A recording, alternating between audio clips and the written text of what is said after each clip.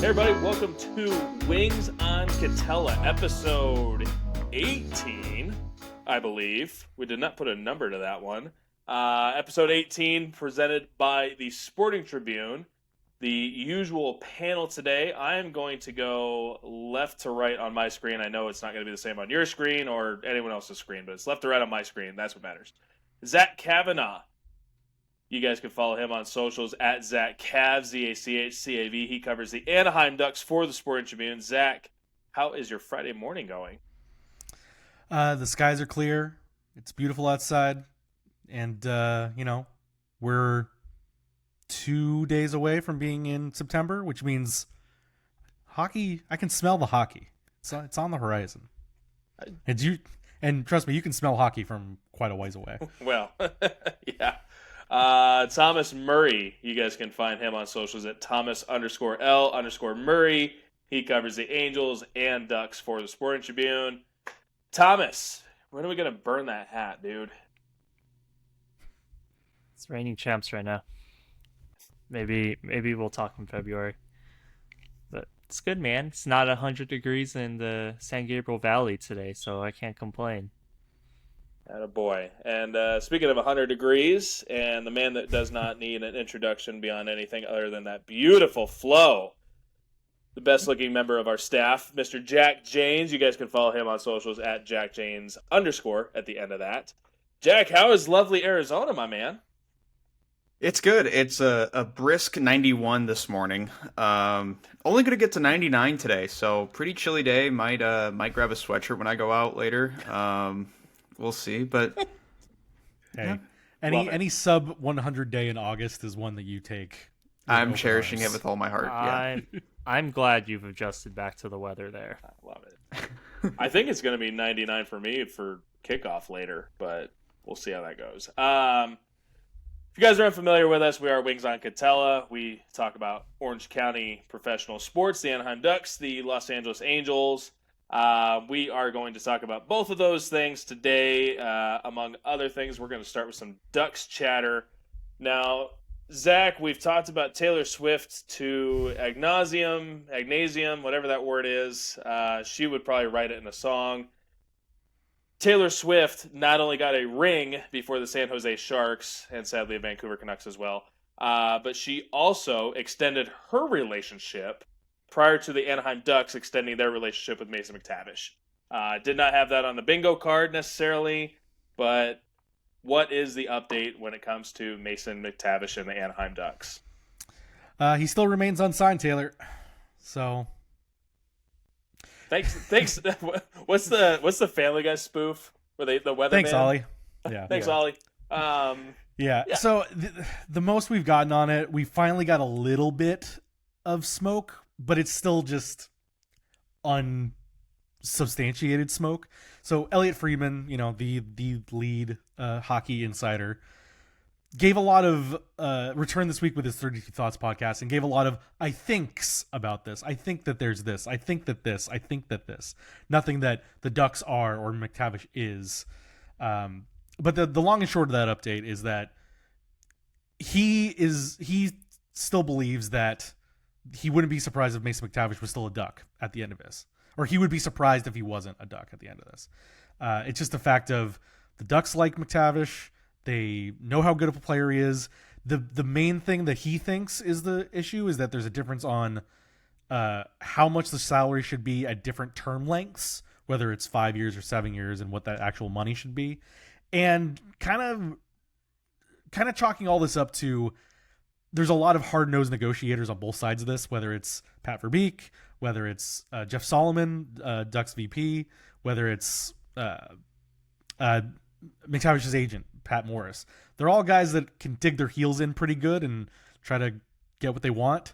I based on my impressions of things that, nothing substantial on my end either, but I would imagine that we get this done right before camp starts, just so that there's not anything going on, especially because the Ducks know, and Mason probably knows as well, how things ended up with Trevor Zegras and Jamie Drysdale when their RFA negotiation lingered halfway through camp. So I think everybody wants to get this done on time. It's just a matter of kind of ironing out the finer details of it. The only thing of note too that Friedman dropped was that it sounded like McTavish's representatives were looking for an offer sheet to put some sort of pressure on the Ducks at some point, but nobody was giving out any offer sheets all offseason for various reasons. So that didn't happen, and here we are, August 29th, with camp going to start in a little over 2 weeks, and we're still in an impasse. I was going to say, Jack, you might be able to give me a little light on this one. Mason is not the only RFA that's remains unsigned at the moment. Jack, one thing I did want to touch on when it came to you, this was just a thought that came to me the other day, and I have to touch on it. Have you ever seen the movie 3:10 to Yuma?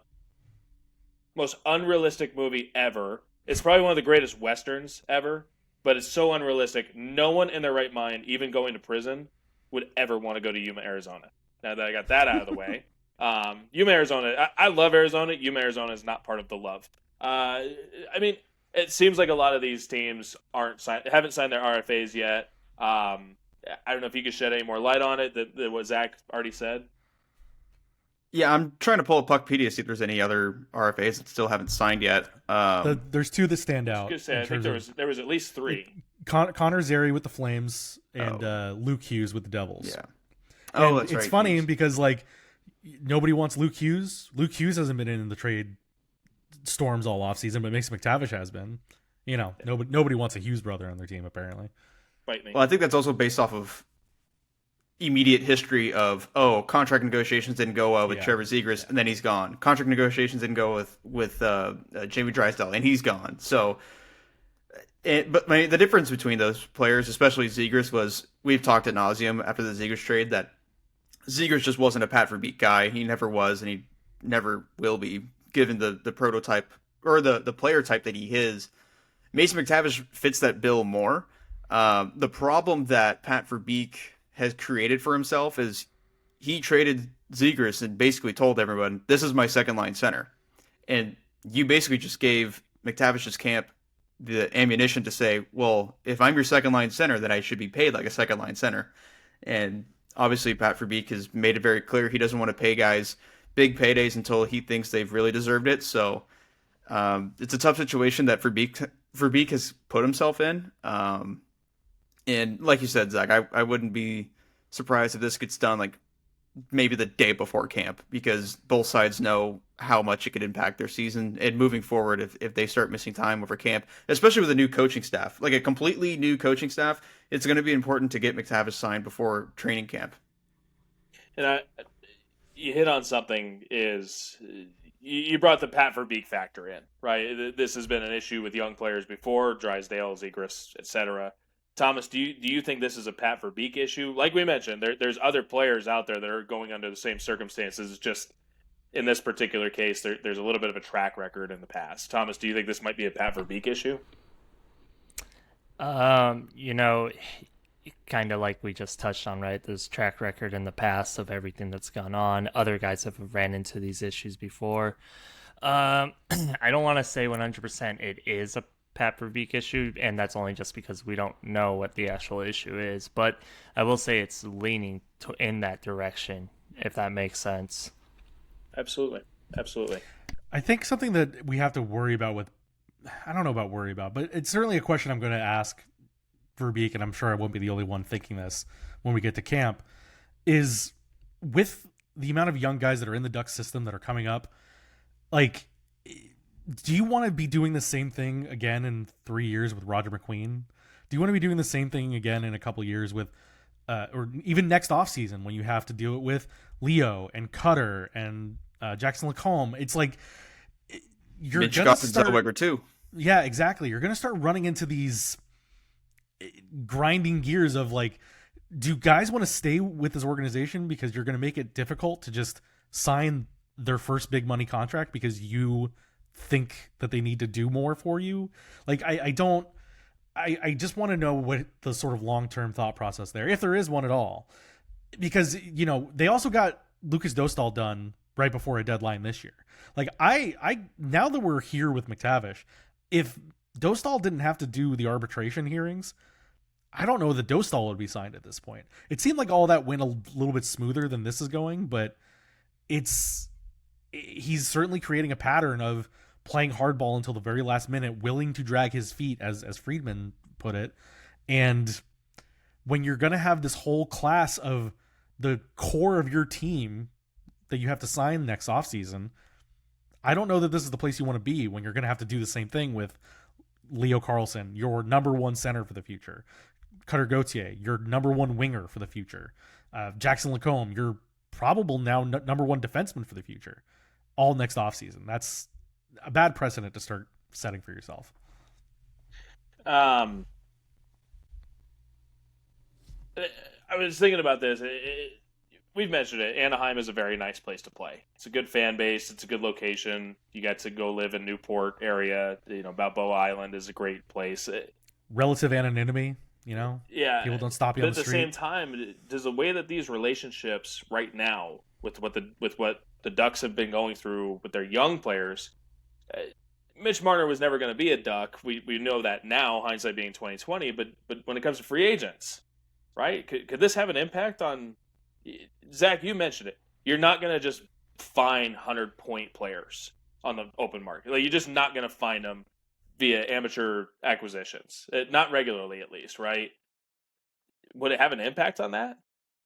These relationships, what's going on right now, and this is open floor to the three of you guys, but could it have an impact on free agency and acquisitions in the future?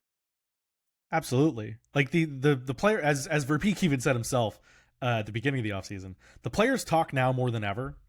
And, if there's something off about the inside of an organization, that would spread. I don't think there's anything. It feels like everybody's kind of happy. But when it comes to the negotiating tactics, if you're going to try to lowball everybody that comes in your door because you want to make the best deal possible, I get wanting to make the best deal possible, but you also need to make the deal at the end of the day. And if you make this reputation of it's just going to be difficult to get signed, you're not going to be. There's some guys that aren't going to be willing to put up with the process and just say, you know what, whatever. All of that could change if they start winning. If this becomes a desirable place to play, you will get guys that are more willing to put up with certain things. But I think it's just harder to take right now because of where the Ducks are in their rebuild, and he's being this way with negotiation. It's like right now should be the easy time. You have all of God's money to spend. The ownership has said that we'll open up the checkbooks. The salary cap keeps going up, and you're still making it a difficult negotiation, whether it's going to be $6 million or $7 million or 6 years or 7 years on guys that are supposed to be the core players of your team going forward. And what is that going to get you in the end other than a frustration, a kernel of frustration that starts to build over time? I just think it's a poor tactic at this point. And I think another thing that I don't know how much, this is purely me speculating, I don't know how much this really has an effect on it, but Mason McTavish is the last RFA that Pat Verbeek will deal with that wasn't one of his draft picks. Next year's class is going to be all guys that either Verbeek drafted or traded for in Cutter Gauthier's case. So those are guys that he brought in. McTavish was already here before Pat Verbeek came in. Now, I don't think just because McTavish wasn't a Verbeek pick that Verbeek views him any differently. I think he still likes the player. I think he's just a hard negotiator. But it will be interesting to see if there's any difference in the negotiations next year's RFA classes. And like you said, back to the point about if this is going to affect free agent signings for the future, winning fixes a lot of problems. And like you said, like the whole, where they're at in the rebuild and this and that, I'm sure it's mostly amplified because of that. I think if the Ducks were a contending team that were, year in, year out in the playoffs, going on deep playoff runs, I don't think this really gets as much attention as it would as we sit here now. The Ducks are 7 years in a row without a playoff appearance, and still not necessarily haven't been close to the playoffs in a while. So yeah. No, there is a lot to what you just said, Jack. I think about the Angels, right? I think Perry Manassian did a good job of the transition between Epler's regime and his own regime. But realistically, you look at the group that's kind of come through, there's not a whole lot of Epler guys left. And part of that is I love Billy. Billy's one of my favorite people in the industry. He's one of my favorite people on the planet. But, Billy didn't have a really good – he didn't do great with amateur acquisitions. He really didn't. But you look at the Angels right now, it's just not at that part. And it's similar. If you're not a Manassian guy and you were an Epler guy, you might have a much shorter leash when it comes to contract retention and other things. The one more thing I'll put in on this this talking point is the thing that is also a little frustrating about Verbeek's negotiating tactics. When I think about all those guys that are coming up next season, he seems completely unwilling to sign extensions ahead of time. Everything has to be negotiated down to the deadlines. Like when we've asked about Jacob Trouba, who is entering the final year of his deal, he said that, that's something we'll evaluate later in terms of extensions. When it came to Radko Gudas entering the final year of his deal with the Ducks, he himself said that it's not an important thing for the GM right now, so we're just not talking about it. It's so this idea, and you have all these RFAs that they could be signed to extensions right now. We don't have to even wait for Mason McTavish to be done. They could sign Leo Carlsson to a 5-year extension right now, and he won't do it. Whether it's veteran free agents, whether it's RFAs under contract, he just seems so unwilling to get this stuff done ahead of time because he wants to wait until the end. He wants to have all this negotiation pressure. He wants to drag it out and do all that stuff. And again, I think it would go a long way if you just showed a little goodwill to some of these guys that you're willing to make those commitments up front and put your faith in them now, rather than saying, hey, no, you still have one more season to show me what you're worth, rather than just doing it now when you could probably get them signed for lower. If Cutter Gauthier, for example, goes this season and scores, I don't know, 40 goals as a crazy number, he's going to be worth a lot more next summer than he is right now.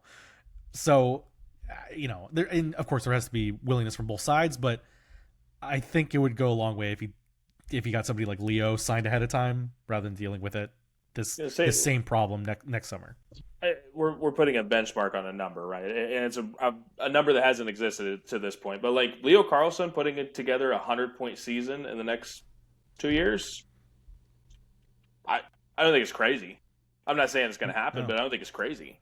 I think like for him this season, 70 points is like what the floor should be for him. It should be. So, in Gauthier's case, I mean, he scored 20 goals last year while not even being on the power play. So it's not really understanding how the game works at the NHL level yet. Yeah, so it's not crazy to think that he could very well score 30 goals in his second full season in the NHL. And when you do that, I'm sure your price tag is going to go up quite a bit. And in the Angels case, Zach Neto, every day that goes by where they don't extend Zach Neto, his price tag is going to go up too. I mean, is Zach Neto a $300 million player? In the like when he hits the open market as a 27-year-old, 27, 28, is he a $300 million player? If he keeps improving, I could see that. Yeah. Because right now he's on pace for like a 6.5 WAR season if he played a full 162. Yeah. If you put him on a 30-year deferred contract, that'll bring him in. Good job, Boyo. Offer him some ownership stakes. Yeah. Not that happened recently in the local region. For not having any Mason McTavish news, we spent about 15 minutes talking about it within reason of it. We're going to stay on Ducks topic, just kind of close out. Start with Duck stuff, end with Angel stuff. We got a lot of Angel stuff because there's not a lot of Duck stuff going on. And I think we've found the stuff. Few small things. Thomas Nestorenko changed his number to number 13. Teemu Selanne once wore number 13, which brings me to the thought, what is the best Anaheim Ducks sweater? Which one was it? What do you mean? Jersey. They call them sweaters in the hockey. Oh, like just my favorite Ducks jersey of all time? Yeah. Which one you got? Yeah, let's go with the classic white one, the little teal and purple days. I mean, I think that's probably one of the best uniforms I've ever seen. It really speaks 90s to me. And Thomas, I'm gonna stop you right there. That color is not teal. That color is not teal. No, What is it? the green color is jade. Teal is what the Sharks wear, and that is not Anaheim Ducks color. Okay. Just Hold on. It is also real- it's not purple. It's not purple. It's no eggplant. It's eggplant. I know. In the style guide, it is purple. They started calling it plum 2 years ago. All the players in the original uniforms called it eggplant. But eggplant. if you want to be according to the style guide, it's purple and jade. All right. I'm I won't keeping fight it. you on I'm the keeping eggplant it thing. basic for the viewer, for the listener. All I'm gonna Anyway. say is We're not talking. I remember having this conversation. I remember having this conversation with my dad because he's followed the team since they came in. And he goes, Since you I were never. alive. Well, 93. I was not alive then, but he was like, I don't remember them ever calling it eggplant until like 4 years ago. No, it was funny because they had those during the 30th anniversary season. They had the player meet and greet. Yeah. And I went up to Guy Bear and I was like, I need you to sell this for me because they walked out on the plum carpet like the day before. And I was like, they keep calling it plum. And he's like, yeah, I know. We call it eggplant. I don't know what they're talking about. And I'm like, that's the original Mighty Duck. He should know. Okay, I know it's So- not plum. I know that. And by the way, the correct answer for the best Ducks sweater, Hey. this Oh god, no! 90s This is, alternative one. you know what? No, Actually, that's not the Jack. worst. Come That's on. not the, The- no. this is so the- good. No, the This worst is one. so good. The worst one is the dark version of that jersey. Thomas, Yes, can the you, one's can not you, good. Thomas is yelling at his dog as we're all yelling at each other. I love it. The worst one is the one when they won the actual Stanley Cup. I No. really did. That one's awful. That's not the worst one. The that's worst one's goldish, goldish black. the worst one's the what's it called? The Disney, Wild Wing come through the ice. the Disney thing. Yeah, No, that's that's special. I'm to me, man. I might get some slack for this, but I'm gonna say my worst one is that one in like 2003 where it kind of looked like the LA Kings. It was like the Anaheim on the front. yeah, that's what I'm talking about. not That's my when they, not my favorite. I No, the hated one that. they won the cup in says Ducks on the front. The one It's that still, they The it's web still beat. that, it's that black and gold. It's not. The worst ones that happened were the year after they won the cup. The league went to the Reebok Edge template, and what that did was it took the big word mark on the front and it shrunk it to like Oh a yeah. fourth of its size, and then the stripes on the side no longer connected. They had like a mesh that was Yeah. cutting the stripes off, and they had these awful medallion collars. It took a jersey that was, yes, not my favorite, but still is like, hey, they won the cup. This is going to be immortalized, and it's a fine enough jersey. And it just took whatever made it okay to awful. They like it was such a problem that 2 years later, or I think it was the next season, they had to enlarge the logo. So the logo was literally touching the seams of the jersey because they were like, we got to find a way to fix this thing somehow because this looks stupid. But yeah, So are we? All I know too much about jerseys. Don't get me fine. down that road. I will be there. I for really I you. love a liked good the- jersey I conversation. like the mid so. 2010 ones. I did. I like those plenty. But are we all in agreement? Yeah. The white version, the old home version of the jade and eggplant. Yeah. The ones that they wore from the second year onwards, because the second year they added the shoulder patches with the Wild Wing in it. Those are perfect. Yep. And honestly, the current ones are probably slotting into second because I think it does a very good job of melding all the eras, and it pops, and it feels like it's something that the fan base has really embraced and rallied around. So these current ones, I hope they stick with these for quite some time because these represent the franchise in the best way since those original ones. That I mean, I would say these ones just even represent the city. Sure. Well, like you know, another Anaheim team does. They're the only team that plays in Anaheim apparently. So well, you cross Katella, baby. That's why we are the Wings on Katella. Did not expect that conversation to go as long as it did. I can give you 20 more minutes. I know you can. No, I've got my notes here. Do we even care about the NHL 26 ratings? Do we care at all? No. They're bad every year. They're horrible. The game. And has honestly, looking at the Ducks ones, yeah. outside of Lukas Dostal and Jackson Lacombe, who else on the team deserved to be rated Leo. anything high? I mean, yeah. Leo could be moved up a little higher. I'm surprised that Granlund is as high as he is. Yeah. They gave Radko Gudas got a stat bump, which I don't really understand. Like it's not just the Ducks like respect problem. EA is just bad at doing these rankings. Generally EA's speaking, just been bad for a while, man. EA has not put together a good game in a long time.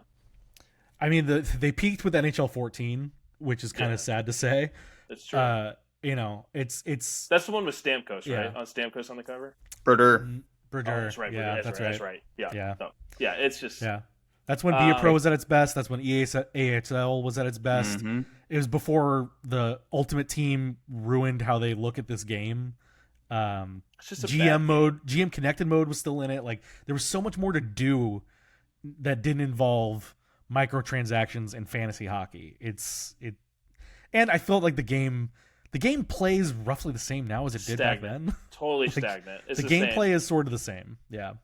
Um, They'll tell you it's different, but Yeah. Well, I will add that the college football game by EA is actually pretty good. college all right, football. I'll give you that. I haven't played it yet. I'll give you Yeah, that. I believe that. It's fantastic. It's so much better than that. That's like a religion, just like college football itself. Yeah, Jack will agree with me. I have a problem that I got the game last year and the game was incredible. Jack, do you And agree I know- that he has a problem? And I know that this year's college football game is roughly the same, like gameplay wise. However, ASU is going to be better in it.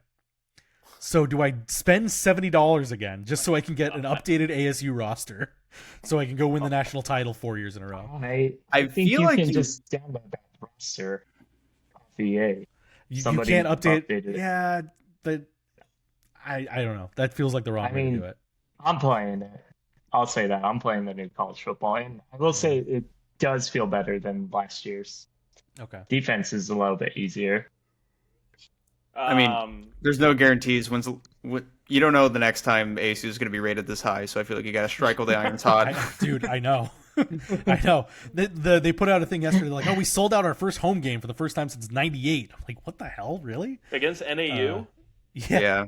Yeah. I think it's just Well, because yeah, I it's guess like people- it's the first game, you know. Come Well, on, baby. the state- People are this- coming down this- from Flagstaff. Come on. To be fair, this is the first time the team's been good since they shrunk the stadium, so that's probably It's because and it's also probably a Flagstaff money. part of it.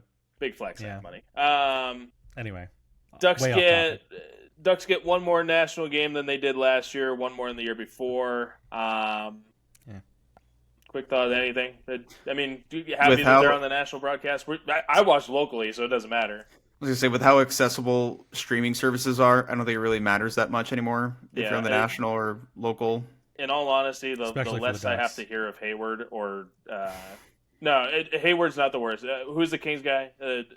Old defenseman for the Kings. Fox? No. Yeah, Fox. Yeah, The Fox. I can't listen to either. Fox or Hayward. Can't listen to those guys. Yeah, I feel like both of them have done a disservice to local hockey fans, thinking that everything that happens is like, oh, that's a penalty, and it's like, guys, it's not. You're just getting people riled up, and but that's their job. They're the It home is. team announcers. They're supposed to get people. They're both Riled really up. good guys. Like they're both very Yeah, very no, good guys. I love it's talking to not- Hazy, yeah. I can't listen to him. So As Troy far as like Terry- national broadcasts go, I'd rather listen to national than not. I'm but whatever. happy. I'm happy that of the 5 games, 4 of them are on TNT because the Yeah. ESPN product is just not No, very good right give now. me Biz talking crap about Mitch Marner not going to Anaheim or something. I don't know. Yeah. Troy Terry made some comments at the Denver alumni game. Pretty political. Front office did a good job this winter. We're trying to make the playoffs. Anything more to it, guys, that you saw into it? Oh, did we lose Zach, or is Zach just off? Might have. Did we I don't lose know. him? I'll just give my thoughts while we wait Yeah, for go Zach. ahead. But, Yeah, go ahead. I mean, some people were making a big deal out of it, but it's what else is he supposed to say? Yeah, it's just You know? politics. It's Yeah. just politics, right? That's where we're at with it. It's just politics, and I think if he said anything other than that, it would have been newsworthy. Thomas said, "You're Honestly, you love I Denver don't- University, baby. Come on." Hey, D is great. I got no problem. It's a beautiful campus. I used to ASU just drive got a by it all commit the flipped. time. Did they flip someone from DU? They flipped someone from DU, a CHL guy. From the cold to the heat, baby. Let's go. Honestly, though, I didn't really see what the Troy Terry comments were, and I was actually trying It literally to look it was up. just front office was aggressive. We need to make the playoffs. Those were the 2 key points on it, pretty much. Last thing on the Anaheim Ducks, obviously, Patty O'Donnell was a large figure for them. Young man that was fighting brain cancer, sadly passed away earlier this week. So just sending positive thoughts to the O'Donnell family. I never met him. I don't know him, but at the same time, very important to the Ducks community, very important to the organization, Lucas Dostal in particular.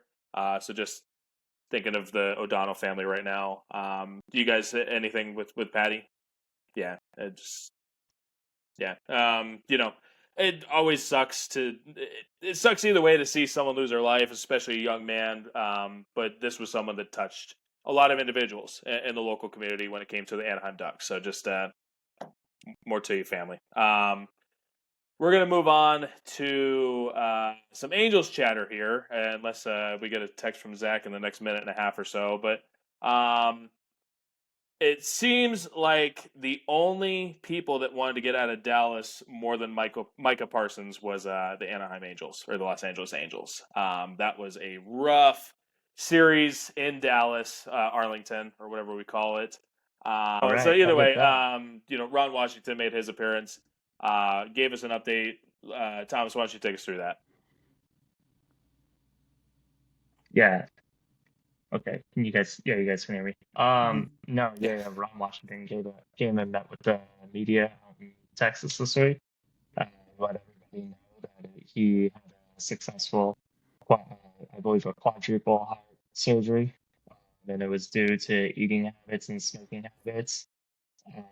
I wasn't there, obviously, because it was in Texas, but I was reading everyone's articles about it. I did see that he told Sam Blum from The Athletic that if you see me smoking a cigarette, you have the right to slap me. Honestly, good for Ron. I'm really happy that he's doing okay, that, he's healthy right now. He's one of the best people I've ever met in sports, and by far one of my favorite people to interview, like in a coaching role, and of just anybody. So, I'm just really happy to see that he's doing okay. He's taking the next steps to better his life, to be healthy, to continue living and being strong. He did also note that he does want to manage the Angels in the future. He would like to stick in the role that he's at. Perry Manassian did decline to comment on that. So it will be up in the air to see what happens after the season's over, as I know his contract is up after the season. So, but I think the thing to focus on right now is just that, hey, our guy is alive, he's well, and he's doing okay. Yeah, I think just to take you behind the curtain, I don't think any of us, talking to some of the beat and others, I don't think any of us knew exactly what was going on with Ron. We had at least a concept, and we all mentioned, he smokes. He smokes cigarettes a lot, a ton of cigarettes. He smokes a lot. So to see him taking the step, we all talked about it behind the print, right? Everything behind the print. But I think having an answer to it and letting Ron be the one that says it, letting Ron be the one that's vocal about it and saying that he's going to do what he's going to do was important. And a lot of people look to journalists and journalism as a way of just getting answers to things they need or they want, as opposed to things they need. This was a thing that you wanted to know how Ron was doing, not something you needed, and now we have an answer to what you wanted. So just really happy for Ron. So Jack, thoughts on Ron Washington returning at least to the field in some capacity? Yeah, obviously he's one of the biggest baseball lifers there is. Baseball is his entire existence. So it was nice to see him back at the field. Obviously, I'm in Phoenix. I wasn't able to go to Texas and see him, but he seemed like he was in decent enough spirits.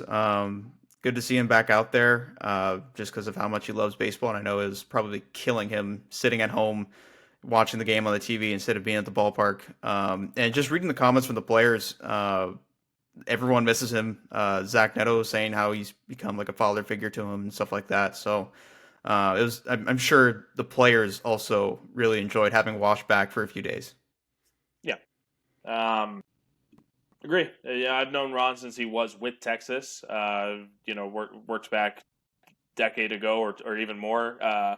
at times, and just really happy to see him back at the field. It's really what matters. Like you said, it's not being at the field, not being a part of baseball in a sense, is really what would have probably killed Ron as opposed to smoking. So, hey Zach, how we looking, man?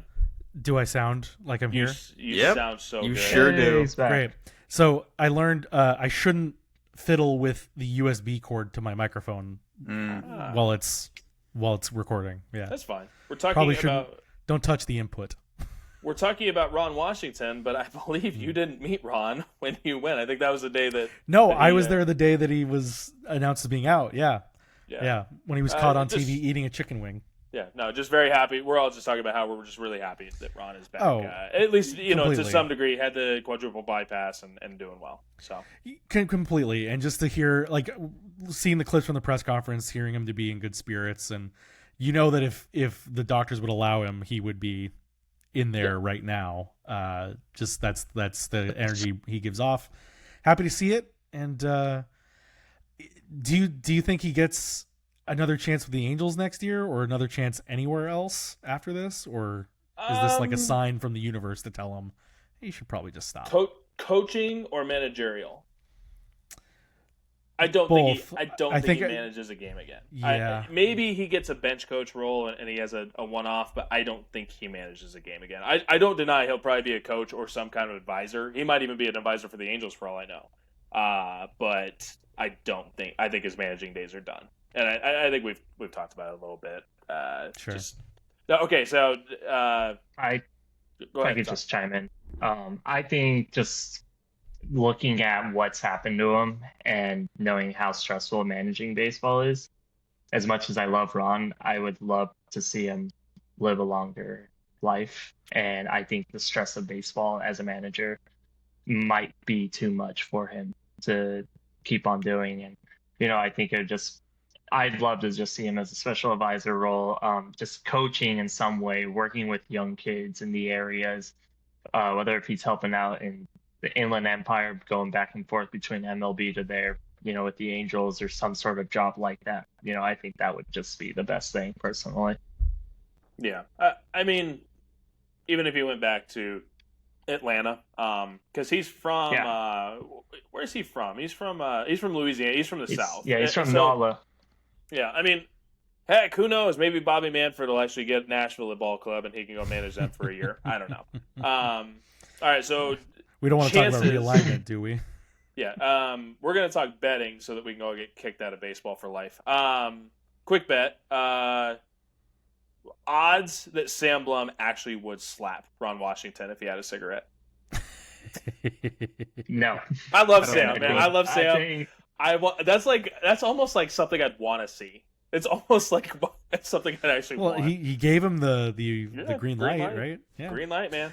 I would I think could he see would, Sam. I could see Sam being like the disappointed son, going like, "Ron," I could see it just too. put your hand out. Yeah. I could see Come him on. pulling the cigarette out of his hand. I would love that. So can we, Thomas? Can we send this to Sam? Don't post it on socials. Like, we can keep it all in here for the YouTube and everything, but don't post Sure. it. But like, can you just send it over to Sam? Yeah, I can make a little clip out. That out way of this. we know for sure whether or not Sam is actually going to do it. Sam Blum, beat writer for The Athletic when it comes to Angels, does a great job covering the team. When you get to know him, he's a pretty fun guy. So it's pretty fun. So we did talk about the one positive that came from Dallas over the week. Like we said, who had a worse week in Dallas? Micah Parsons or Jerry Jones or the Angels? Which one? Micah Parsons had the Yeah, I best guess he had a week. good week, huh? Yeah, it's He's getting paid. Yeah, his good He week was started in named during the Wisconsin. preseason game. it's still Jerry Jones. It's Jerry Jones. Somebody posted they tried to make this trade in Madden, and the Madden computer wouldn't allow it through. Oh, I believe it firmly. It was like, no, that's not proper compensation for Micah Parsons. Are you No, kidding me? what was it? When in the old Madden, it used to be like green if it was going to get accepted, and it was like one Mhm. bar red. That was very much a maroon bar. I love the memes where it's Jerry Jones explaining the trade. He's like, "Yeah, but we got like first round picks, and we can turn those first round picks into better guys and that." And then It's it's a the mystery Family box. Guy. Yeah, the Family Guy episode, the mystery box. Could be anything. It could be a boat. It could be a You could take the boat or the mystery box. Yeah. I love that. I didn't see that one. That one's a good one. Yeah, it's God. That's such a dumb thing. Because did- Jerry Jones even said like I could have offered him a contract he wanted back in April. It's like, well, then why didn't you? Ugh. Fun fact: I think the Cowboys now have the second most cap space behind the Patriots now in football. So they really could have got it done. Plenty of money for coke and hookers. And That's I don't know that's why the primary thing for the Cowboys. So There's 3 teams that have 2 first-round picks next draft, the Arch Manning draft. That's the Cowboys, the Rams, and the Browns. Save Arch and send him to LA. That's what I want. Don't let him deteriorate. That's Go what I would Buckeyes. like to see. go Buckeyes. So I'm hooking him this weekend, by the way. oh God, what a guy, what a legend. I would like the asteroid to hit that one. Paul. That's fine. That's cool too. But then you go get Arch in LA. I'd love for an asteroid to hit whoever decided it should be a 9 a.m. West Coast game. that's the Fox executives. Oh, good, yeah. So, Big noon kickoff, baby. Play all the biggest games at 9 a.m. West Coast. that's Hold all on, right. hold They on. already fired me earlier in my You guys life, aren't so. sitting. You guys don't have to deal with Big Ten after dark tomorrow night, 8 p.m. at the Rose I'm gonna Bowl. let you guys rattle off Eight- for 2 seconds. Go ahead. 10 o'clock halftime. 8 p.m. kickoff local. That's 8 p.m. awful. Oh, Yeah, man. I usually don't get out of there till like 2 a.m. Who are they playing? Utah, Oh, jeez. UCLA, and Utah at the Rose Bowl. Oh, old Pac-12 rivals. Yeah. Can't Yeah. Throw the record books out when Yeah, when the Big Utes Ten come to after play. dark is the absolute worst.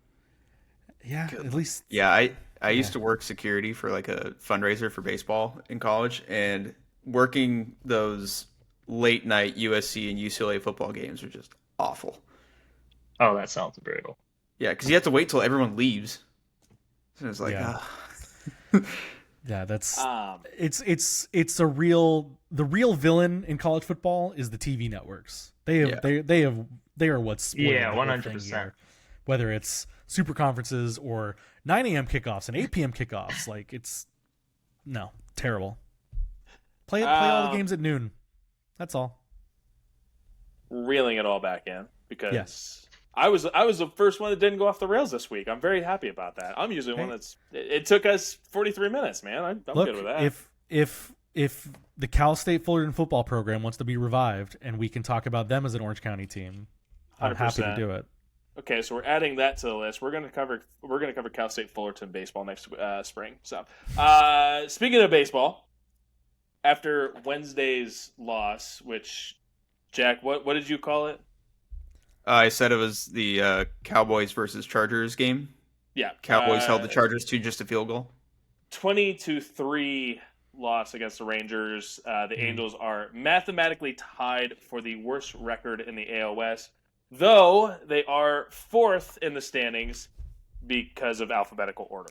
Hey, Taylor, they just got to be playing these meaningful games right now. See how getting they there. respond to these meaningful games. We're getting there, man. The alphabetical order puts them in 4th. That's where we're at.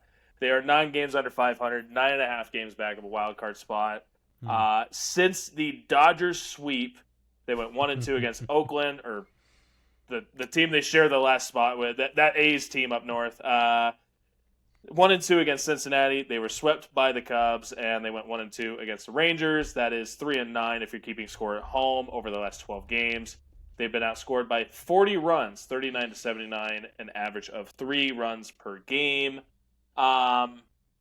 Zach, you mentioned it. Since they decided that they were going to play competitive games since the start of the trade deadline, including the Dodgers sweep, they are 6-15. They literally went 1-2 in each series, excluding 9-15. 9-15? 9? No, That's what it says in August. 9-15. Oh, I forgot the Dodgers series. Yeah, okay, so 9-15. There you go. No, see, they But went see, 1-2 he said, in he each said, series, excluding the Dodgers series. See, I yeah, got my he notes. said without the Dodgers series. And that also goes 0-3 against the Cubs. These games that were supposed to be competitive games have sadly turned into football scores. I've put it in the text. I put it in the script, guys. This is open floor. It's bad. You're waiting for the collapse. You were hoping the collapse didn't happen. The collapse happened pretty much August 1st. And maybe whatever after the Dodgers series, I guess you could call it. But open floor, guys. Thomas, Jack, Zach, whatever you guys So- want, man. So if you look back to our post-deadline podcast, I talked about how August was always a month that the Angels have struggled with. Always. This year, like we've talked about, they're 9-15. That's the fourth worst record in baseball in August this year. The Colorado Rockies have a better record in August than the Angels do. And I looked back to my column that I wrote after the deadline because I knew I had some stat about the Angels in August. They haven't had a winning record in August since 2015. So 2018 to now, in the month of August, the Angels have the third worst record in baseball over those last, how many years is that? I'm not a math major. Like 7 years? 8 years? 8 years. I don't know. I don't know what a decade is. Yeah. They are 85 and 134. That's a 388 winning percentage in the month of August since 2018. That is not going to get it done. And also, this is more just kind of like a funny note, I guess you could say. In the 20-3 blowout, Jack Kohanowitz and Oswald Peraza combined for 19 of those 20 runs. That's rough. Yeah. Thomas, Zach. Yeah. Thoughts? Yeah, so going like Jack said, our post-deadline episode, I remember I said, the one thing about why you needed to be sellers is you needed to look ahead and actually be real with yourself if you can win any of these games to play meaningful games in August and September. And the Angels I think they were playing against 6 or 7 teams with winning records in the division or this month. And it's not fair out in their favor by any means at all. They are playing bad baseball. Pitching has been just really bad. Jack Kohanowitz keeps hopping on, having himself a Jet 2 holiday, going back from Salt Lake City to Anaheim or John Wayne. Jeez. And look, he's getting called up. He's getting sent back and forth to the minors and to the big league roster, and it's not good. And he came out after that loss and he said that his confidence is basically shot right now, and the Angels aren't doing him any favors. No, I'm so sorry, Thomas. That was, I think it's more Jack's reaction. Got me. Hey, I think you broke Jack. Yeah, it's pretty damn good, man. That was just so unexpected. That took me out. Frequent flyer miles, baby. I'm not gonna say that I was expecting to say that either, and then it came to my head, and I'm like, oh yeah, that's a really good way to put things. I've never right now. heard. It's a Jet 2 holiday. Yeah. Well, as far as the Angels' thanks, Zach. form goes, well, I think what we said after the Dodgers series was like, hey, they're playing the A's, who they were 11-0 against, right? Got to take care of that team that's below you. Well, they lost 2 of 3. Oh, well, now you're playing three series in a row against teams that are in wild card races, whether the NL or a team you're chasing in the Rangers. This is where you're going to show your stuff. 2 out of 3 sweep, 2 out of 3 capped by a 20-3 loss. They are who we thought they were. Oh, right? Like, look at you. Look at this you. This is what this team is and was going to be. And if Perry Benassi didn't see this writing on the wall, I don't know what you are doing. Really? Like, if you didn't think that this was at least a possibility to happen with the roster as it was constructed, then you're insane. You're seeing something in this team that isn't there. They've come up to these competitive games, these meaningful games in August, and they fell flat on their face. Again, not too dissimilar from what we saw when we talked about this back in March with the Ducks. It's the same idea. You as the general manager have said you are leaving this team together because you want to see how they perform in meaningful games. Here are the meaningful games, and you lost them. Congrats. Like, now where do you think you are as the GM? You look at this team now. If somebody asked Perry now and said, "Are you where you want to be as a team still? Like, is this something that are you seeing stuff you want to see out of them?" If he says anything other than no, then I don't know what you're doing. So it'll be a fun September as they just play out the stretch and finish this thing off. But Isn't September pretty tough too? I remember us looking at the schedule then, and it's not. So I have it right here. They got you got it. No, So- you got it, Jack. Go for it. in September. They finish up their Houston series in Houston. Then they go to at Kansas City, at home against the Sacramento, Oakland, Kansas City Athletics, and then they're at home against Minnesota. On the road for Seattle, Milwaukee, that's gonna be tough, and Colorado, and then they come back home for Kansas City and Houston. So There's only 2 teams below them in the standings that they play the rest of the way. and the Rockies have a better record than them this month. So Right. how much worse are they? I would like to add the Angels, I think, scored 25 runs in a game against the Rockies 2 years ago, and they were there, and David Fletcher homered. they outscored them the whole series, and they still lost the series 2-1. Yeah, So it's beautiful. here's a question right now, going into September. Right now, the Angels are a win behind the A's and a loss behind the A's, tied in terms of games back and all that. Do the Angels finish behind the A's by the end of the season? I mean, I don't know let what me the look A's at schedule the is, A's but Here's schedule the thing real with quick. here's the thing with the A's though. This is going to sound stupid, but outside of a 20-game stretch where they lost like 19 games, or no, it was a 21. They lost 19 and 21 games. Mhm. Like they've been about 500 the rest of the season.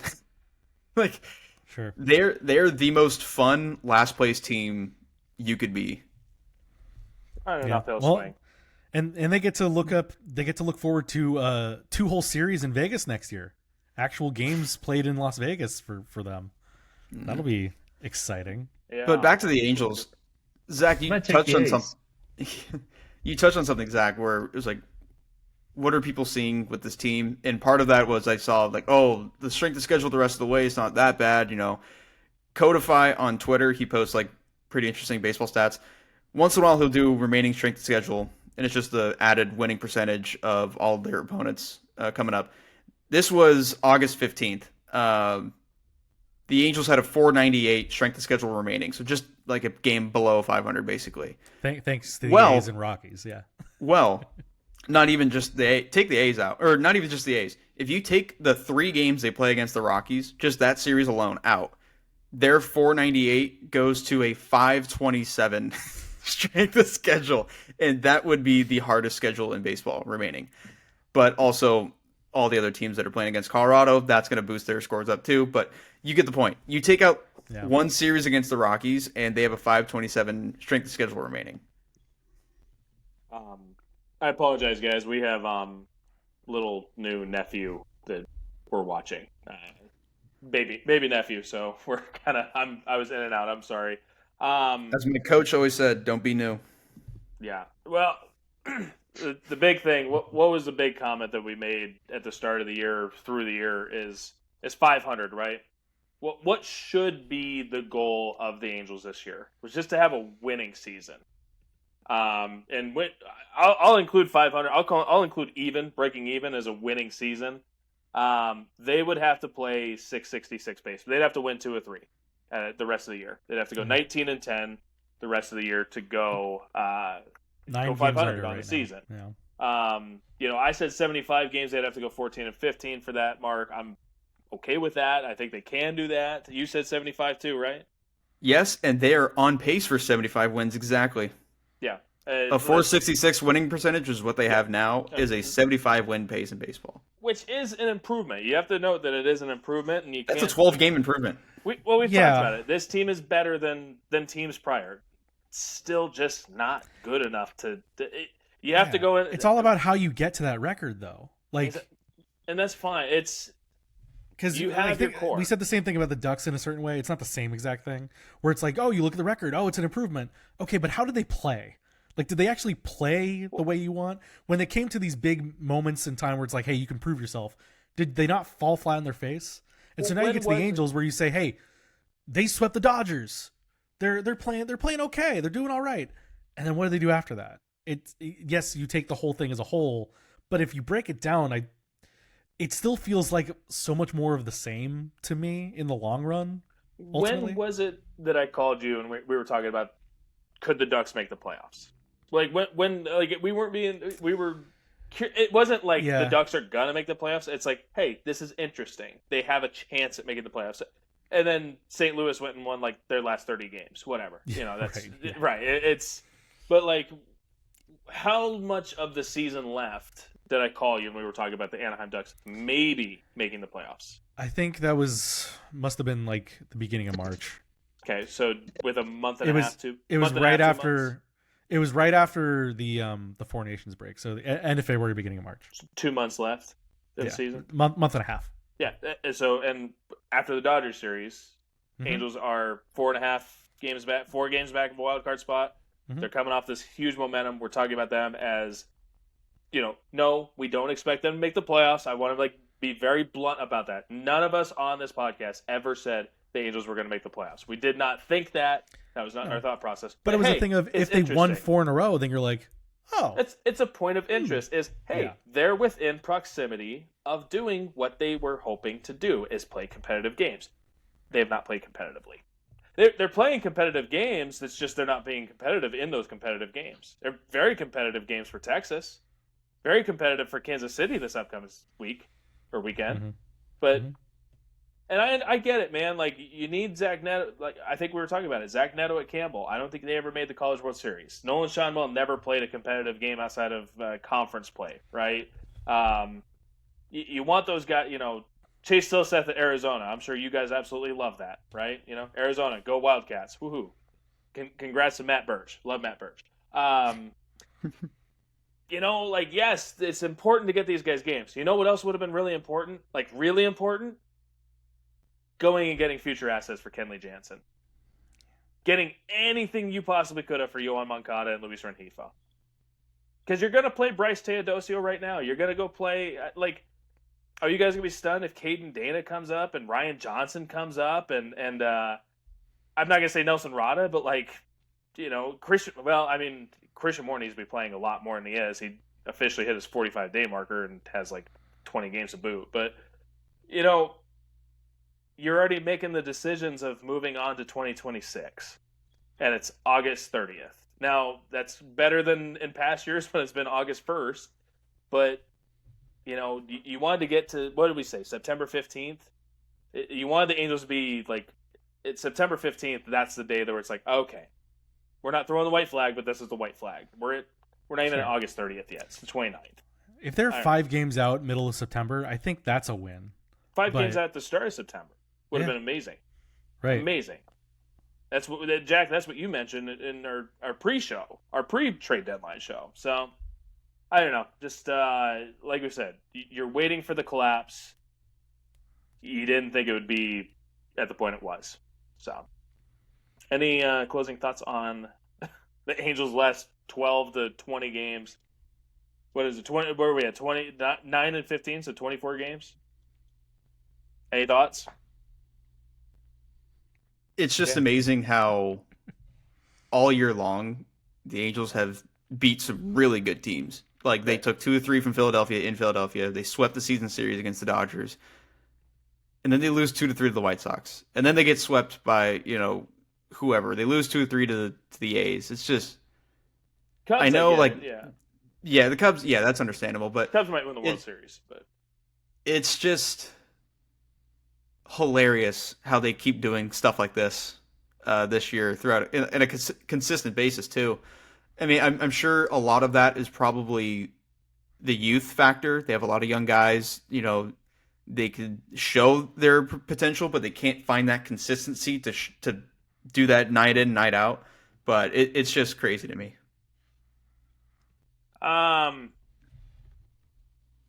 I'm sure our listeners here at Wings on Katella are very familiar with Zach Kavanaugh's fandom of Taylor Swift and my disagreements with him when it comes to the talents are of Taylor Swift and the multiple talents. One of those peak talents that was a standout on the Speak Now album, Zachary. It's a good album. I don't like it. I don't agree where you have it in your ranking. It's number one. It's number one. Was Mr. Paul Sidotti, the lead guitarist for Taylor Swift.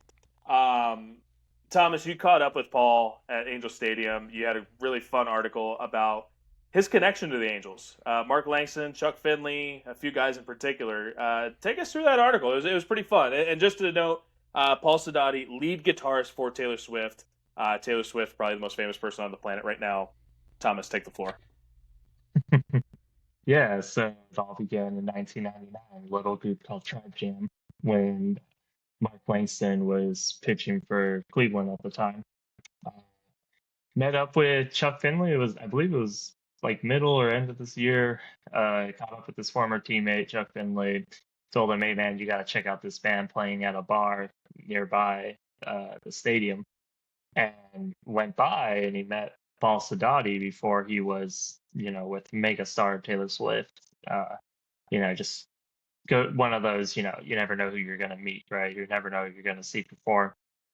He met him and, they just really hit it off. Like Paul talked to me and told me, he's just really excited to meet Mark just because he's such a big Cleveland sports fan. He compared all the teams in that 90s era of Cleveland sports to like Michael Jordan and the Bulls. So, he got to meet Mark Langston, and then next thing you know, he's jamming out in the Cleveland Indians clubhouse. And then one day, Mark told me that Mark and I believe it was Richie Sexton, they just kind of joked around about, hey, throwing a benefit concert, and well and behold, it came to fruition, right? So Cleveland threw the concert and it was a hit, and Mark asked Paul to perform with them, and they started with the band called Tribe Jam, which featured Omar Vizquel. Jim Thome was a part of it, Richie Sexton was a part of it, Mark was a part of it, Paul was a part of it. It was just multiple, and pretty much from that, it was a success right away, and they did a second year of it, and they had members from Yes come out, members from Kiss, and Eddie Money come out and perform at this charity event. After that, Paul told Mark, hey, I'm going to hit the road and I'm going to write some songs in Nashville for a little bit. And 10 years later, Mark found out that he was the lead guitarist for Taylor Swift. But the one thing was just those two had a deep connection, a friendship that's lasted about 25 years now, maybe 26. And it all just started from Paul's love of sports, and it was really cool time just to talk to Paul about it. Really get his hear about him, be like a little kid. Just talking about the athletes that he loves, and kind of like how we all do. I mean, we all love sports, right? So yeah, it was really fun to just see him like go from make a selling out arena guy to like, oh my gosh, let me just tell you about the stuff that I love. And, listening to Mark talk to me about it too, it was just awesome. It gave me a lot of really great insight, just told me about their friendship and how much, how proud he was of Paul and just everything that he accomplished. And like I said at the beginning of this, just you never know who you're going to meet when you see them perform. You never know who's the next big thing. It was just a really fun article, though. Super, super cool interviews. And I, recommend anybody to go check it out. Yeah, you guys could check that out at the Sporting Tribune. There were two big things from that article that I took away. First off, Richie Sexton, forgot about him. Such a good ball player. Big Sexton, man. Secondly, apparently a good guitar player. Well, Jim Thome is like what, lead vocalist for that band? Jim Thome was. Yeah, I think he was the second year, or something like that. Vizquel was the drummer. Does that sound right? Yeah, Omar was on the drums for that.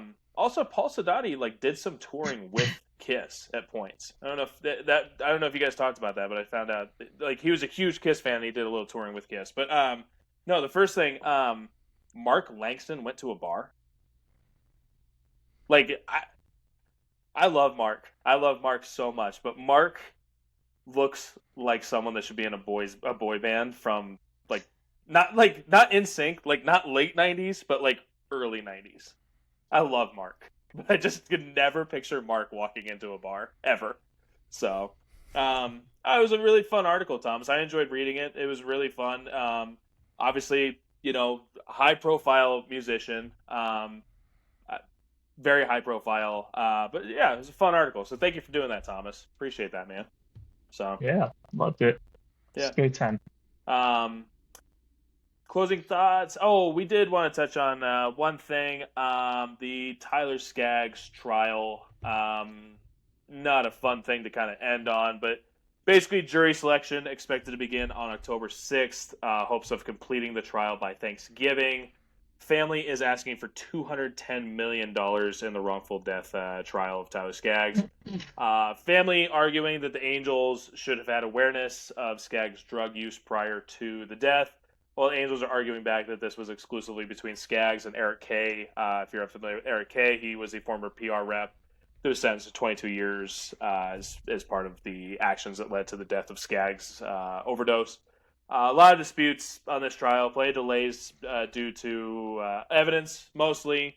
Some parties trying to say they're trying to time out the other. This is particularly over cell phone contents. That does include Artie Moreno's cell phone. Either way, any sign of wrongdoing or knowledge of the situation would basically cost Artie Moreno and the is it Galatatio, whatever the partners group is. It's going to cost them money. It's going to cost them not just in lawyer fees, but any part of this court case could be very a financial burden on the ownership group and Artie Moreno, who is a primary owner of the Angels on this. So that's kind of what's going on there. I took a lot of this was Jeff Fletcher and Sam Blum. Both were at the courthouse overseeing this. So something that's going to be happening October. Not a pretty thing. Depositions will probably include people that you are aware of. People the listeners have heard of or know of. So we'll see how that goes. I mean, I don't have a list. I don't know, but you can assume based on what we have heard from this trial already that there's going to be people that are involved in the deposition that might not be fun to hear about. So, any thoughts, guys, on the Skaggs trial? Anything? I think the long and short of what I took out of reading about it was that it doesn't seem like they're gonna come to a settlement at any point, and that this thing will go the full term. So we will learn a lot of things about how that went down and the team and plenty of it. It'll be a rough start to the off season for sure. For the Angels. I think something of note is there aren't a lot of current Angels that were mentioned throughout this process. Obviously there are people that I think the name that came out very regularly was Matt Harvey was one of the names. And just because someone is in the deposition doesn't mean that they're guilty. Without going into deep context with this trial, with the Eric Kay situation, that was a member of the Angels organization that brought that to the attention of other people. And that's where that starts. So, there will be people that you're familiar with that are names within the organization that you're going to hear being part of the deposition. And that doesn't mean they're guilty of anything. They might actually be the opposite of that. They might have been the person that was the proper reasoning that this trial went to where it is. And just something, I mean, I mentioned this. Tyler was one of my favorite people I ever met. Tyler called me the day my mom died. I think I sent Tim Mead a text and just told him that my mom died, and within an hour Tyler had called me and said, "Where are you? Do you want me to come to your house?" And he was living in Santa Monica. He was getting married a month later, and I love Tyler, man. I really did. I absolutely love the guy. He was one of the best guys around. So I want to see justice brought for Tyler and his family. Now Tyler made his mistakes. You can't deny that he made his mistakes and everything, but it's just a crappy situation, man. It really sucks. So, I don't know. You guys have any other thoughts on the Skaggs trial, Skaggs situation? No? I think you really just hit it all on the money, Taylor. Yeah. Absolutely love Tyler. Love the family. Prayers out to Carly and all of his mom and his parents and stuff. So, well, that sucked. We shouldn't end it on that, right? When I was was disconnected, did you guys get to the Patty O'Donnell thing? We did. Okay. Why don't you go ahead and add what we were just saying?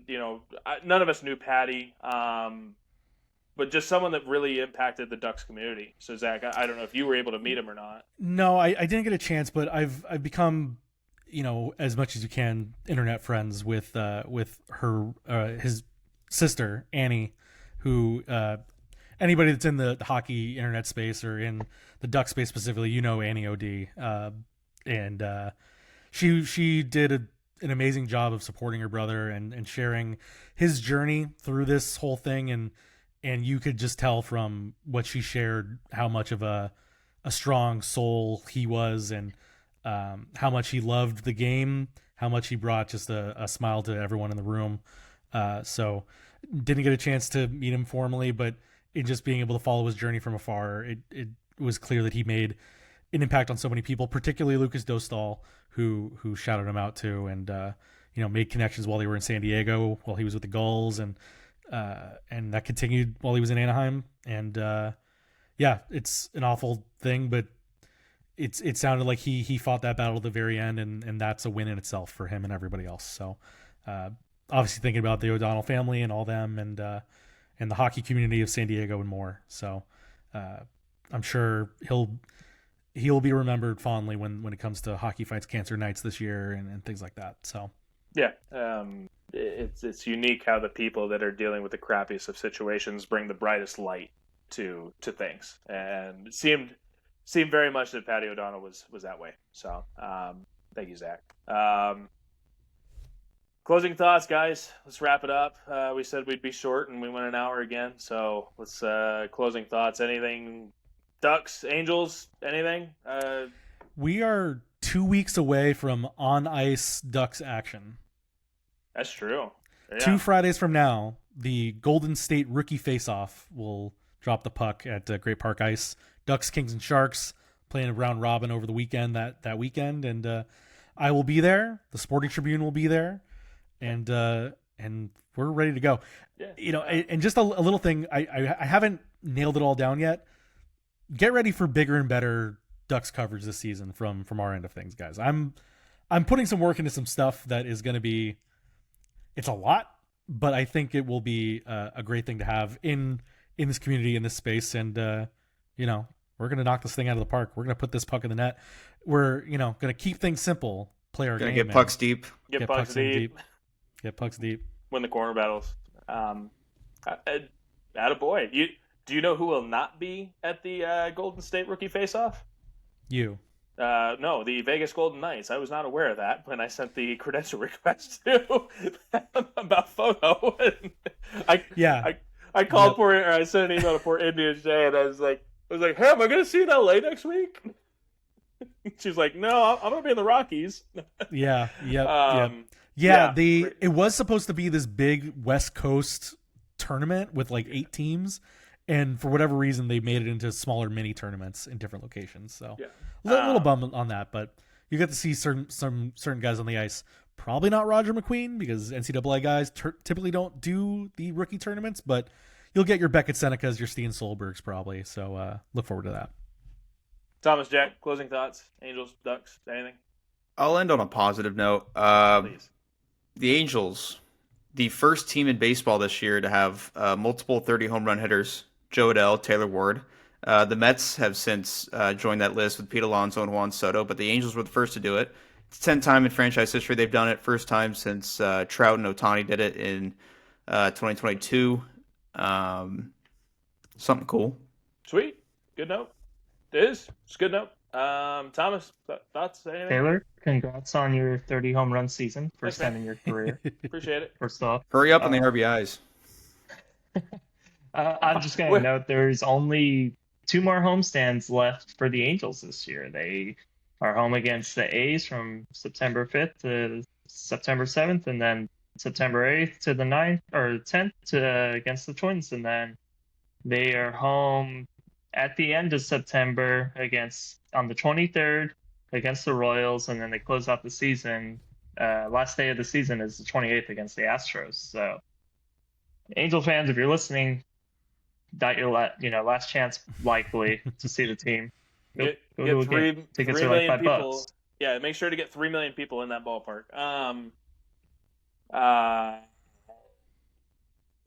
don't want to do the movie thing yet, guys. That's fine. Let's save it. That's fine. Filler for future episodes. So listeners, we're gonna do our top 5 or top 10 sports movies. Jack, because I know you're not a movie, like let's just throw the outlier out here. Jack is not a movie or show guy. He strictly is watching sports. Like, that's what he does. So, Jack, what are your top 5 sports movies? And judgment-free zone, guys. Judgment-free zone. Are you sure you want to do it right now for him? Yeah, Or do you let's wanna do it. wait? Well, mine will be quick. That's why I went to Jack. I'm not going to you guys. I'm going to Jack. Yeah. So, what are your 5 sports movies you've ever seen? Yeah. So I'm basically just gonna go off of the movies that I just really like to watch when I was a 5, 4, kid. 3, 2, 1. By the way, not 1, 2, 3, 4, 5. 5, 4, 3, 2, 1. God, I didn't even put them in order. I just have Oh, that's 5. fine then. Okay, never mind. That's fine. I'll just go. it's fine. Okay, I'll go.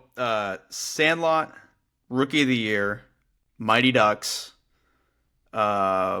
What other movies did I watch as a kid?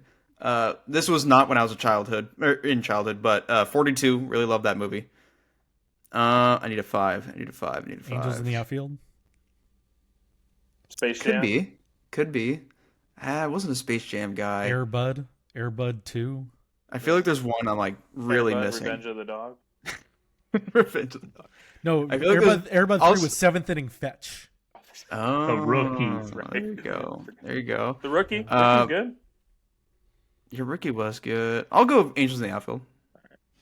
Is that 5 fun baseball movies? Those are all baseball. No, there's Mighty Ducks. Oh, There's that's right, Mighty Mighty Ducks. Ducks. Mighty yeah. Ducks. That's right. Oh Okay. wait, Miracle. I liked Miracle. There you go. Solid. Miracle instead of Angels in the Outfield. Solid. So those are the 6 movies that Jack James has seen in his life. Jack, that's why I went to you with it. It's because I knew this was not your forte. Like, Thomas and I spent an hour talking about this for no reason on the phone, and like, that's why I almost went to 10 instead of 5 because it's bad. Yeah, if you ever need to fill summer airtime, just ask about jerseys and movies. Yeah, we could. I'll give you 4 hours on either. Yeah. Have you guys seen 310 to Yuma? Zach, Thomas? I've seen it once. Yeah, The remake or the original? just the remake, I think. Okay. Yeah. Thomas? I have not. Amazing I have movie. not. Russell Crowe's best work. Yeah, it's a great Yeah. movie I'll check it out. for sure. Great movie. Accent work in that movie's a little odd, but It's fine. It's fine. It's whatever. Christian, because you got an Australian and a British guy to be Midwest or yeah. Arizona Cowboys, Ranchers and stuff. Yeehaw, partner. That was a big deal at my niece's wedding in Scotland.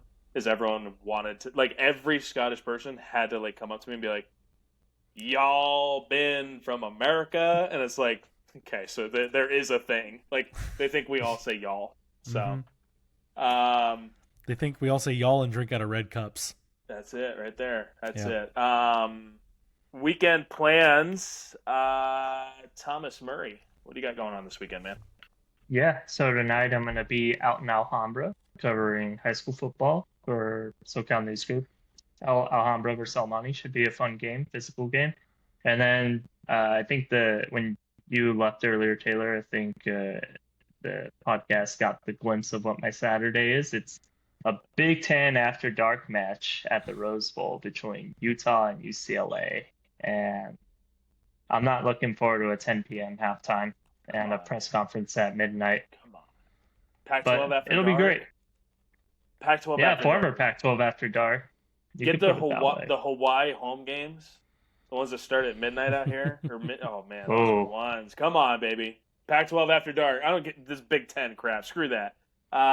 Jack James, I think Jack, you're the only one that's not doing SoCal News Group stuff this weekend. So, what do you got going on over the weekend? I got a buddy's going away party tonight.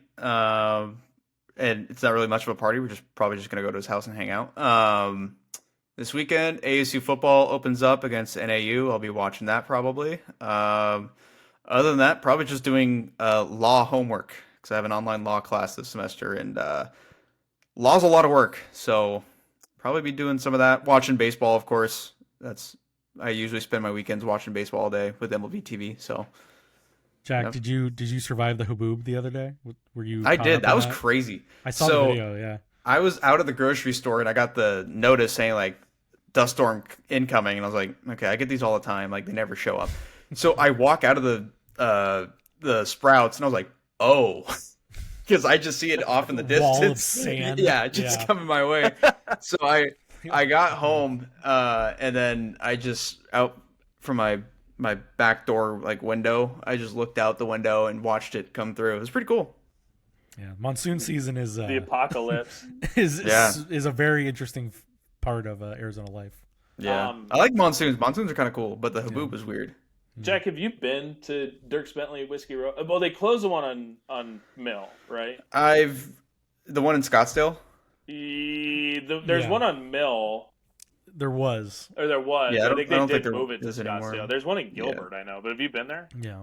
I've driven past it, never actually been there. I don't really go to Scottsdale. That's fair. Great spot. It's Great. the right choice. Oh, yeah, Scottsdale's amazing. It is when you have money. Mill, Yeah. Mill Ave. A lot of nights to not remember. Zach Kavanaugh, what are your weekend plans, my friend? My weekend plans, like Thomas, I'm covering football tonight. Huntington Beach at Trabuco Hills. Ooh. And then it's college football weekend, baby. You know, opening weekend, plop down, games all weekend, and you know, just getting my notes in check for the quickly approaching hockey season. Ready to get rolling. Do you have to take Oso to get to Trabuco? No, Oso's down in South Mission Viejo. Trabuco is. You have to take the 241. Yeah, you can take it to the backside of it. Yeah, that's what I thought. Yeah. It's basically Rancho Santa Margarita. That's where Santa Margarita High plays their games. Yeah. They played Corona Centennial there last night. Right past the big old Oakley factory thing. Yeah. Yeah.